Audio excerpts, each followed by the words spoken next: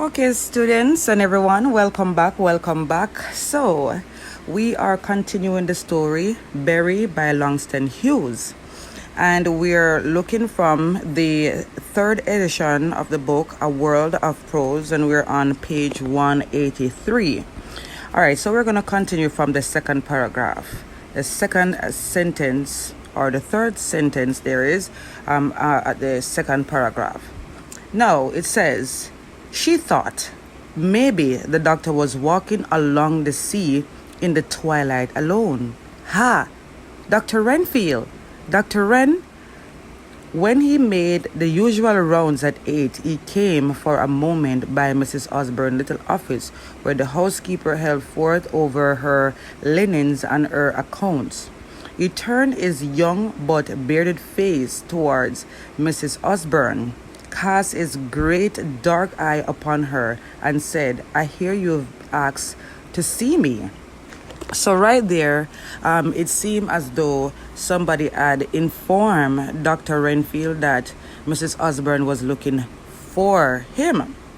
But there was a description about the way he looked at her, and it is clear that he was of a, he was younger, and he had a bearded face. It says he turned his young but bearded face.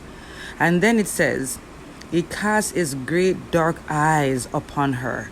So it is clear that there is something going on, but they're trying to keep it on the down low. It seems that they are both in love with each other, but they're trying to keep it on the down low. And of course, he was informed by someone there that Mrs. Osborne was looking for him. And then she continued the third paragraph. She said, yes, indeed, Dr. Renfield, Mrs. Osborne bubbled and gurgled. We have a problem on our hands. The kitchen man left this morning, so I sent a wire to the high-class help agency in the city for somebody right away by the 4 o'clock train, and they sent us a Negro.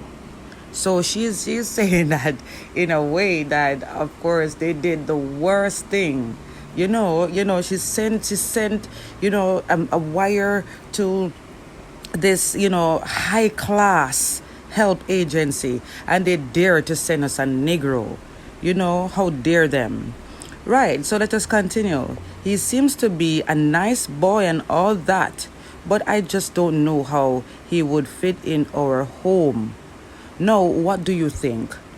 Right? So she says, yes, he seems to be nice and so on, but she's unaware of how he would fit in.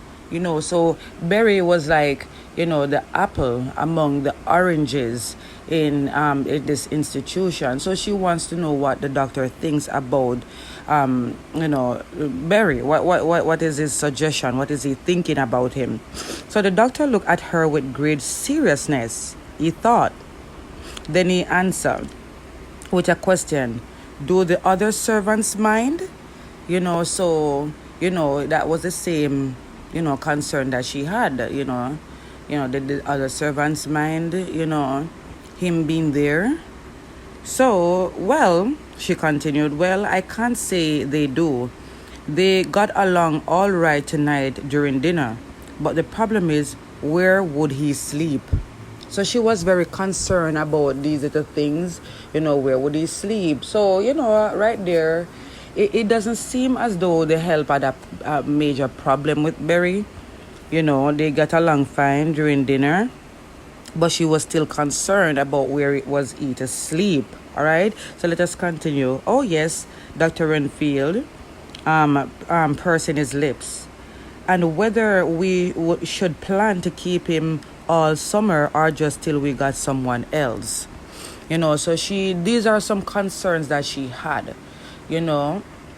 She wanted to know if it was best for him to stay for the entire summer, because that this is a summer home for kids, with special needs, for special needs kids, right? I'm sorry, guys. You might see me clearing my throat and stuff. It's just that I'm not so well today, but I have work to do. I need to get this message to you, so this is how I get myself better. All right, guys, so let us continue. Hope you don't mind. All right, so let us continue, guys.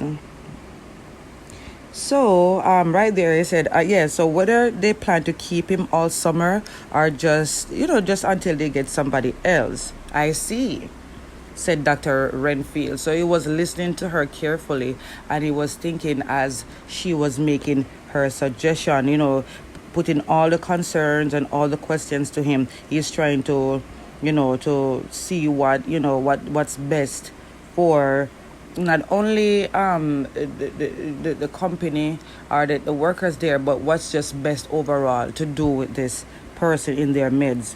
All right, let us continue. And again, he thought, you say he can do the work?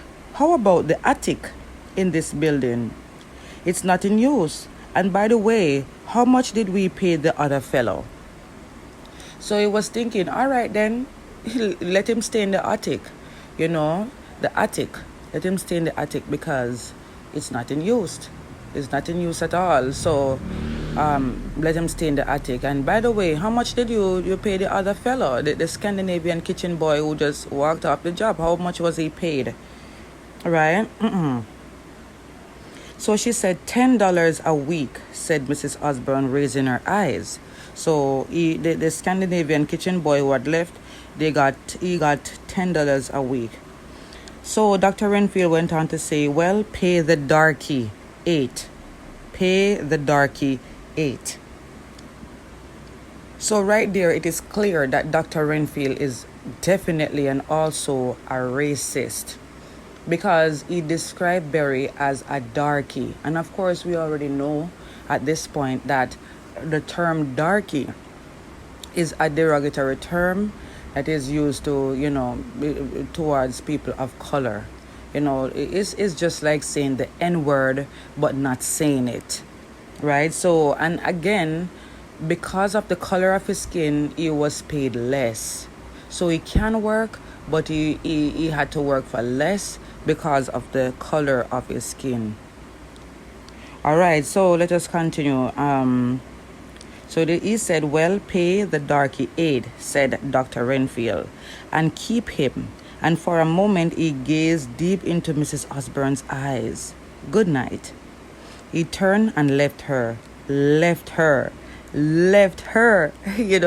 So the repetition right there. He turned and left her. That is 1. Left her. 2. Left her. 3.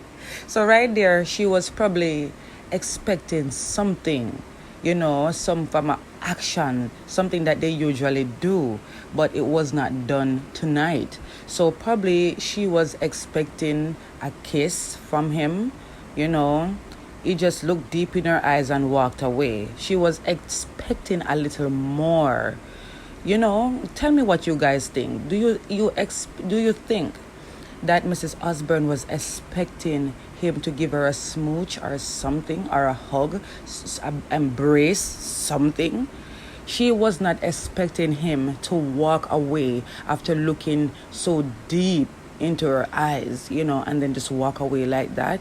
She felt, a sense of what's going on, I don't know. Maybe Dr. Renfield is hearing, the news got back to him, the rumors got back to him that he was, he was in a relationship, or probably there's something going on between him and Mrs. Osborne. So he's trying to play his cards right. He's trying to, keep it on the down low.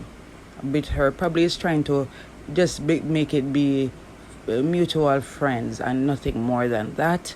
So, it took Mrs. Osborne by surprise, and you can tell by the repetition of leave her, that she was disappointed by that. So she made 2 disappointment since the start of this story. All right, guys, let us continue to the final paragraph, and then we move on to the 3rd page. All right, so it was that Milbury entered into service at Dr. Rensfield's summer home for crippled children. So right there, after the doctor gave his suggestion to Mrs. Osborne, Barry got the job right there. Barry got the job, and now he is employed. He entered into service, meaning that he was now an employee at the Dr. Renfield's summer home for crippled children. And right there, I am excited to see how this is employment or his tenure at this job will turn out, because as you can tell, he is in an environment that is very toxic. Based on the color of his skin, we can tell that it's gonna be negative. It's gonna be a negative turnout during this tenure. So we're gonna study it. We're gonna follow the story to see how this will turn out. All right, guys. So stay tuned. Please stay tuned for the third page, and please also remember to like, subscribe, and share so that everybody can get to see the story. Guys, this is all I had wanted, other videos, and big up to everybody else that they're posting contents, but I had wanted somebody to read and explain as they read, because it makes it a little bit more clear. All right, guys. So please also leave a comment in the comment section. Tell me, ask questions. I will be, more than happy to answer all of your questions. So please go ahead, guys. Like the video. Please like, share, and subscribe. All right. Have yourself a blessed day. Let us move on to the next page.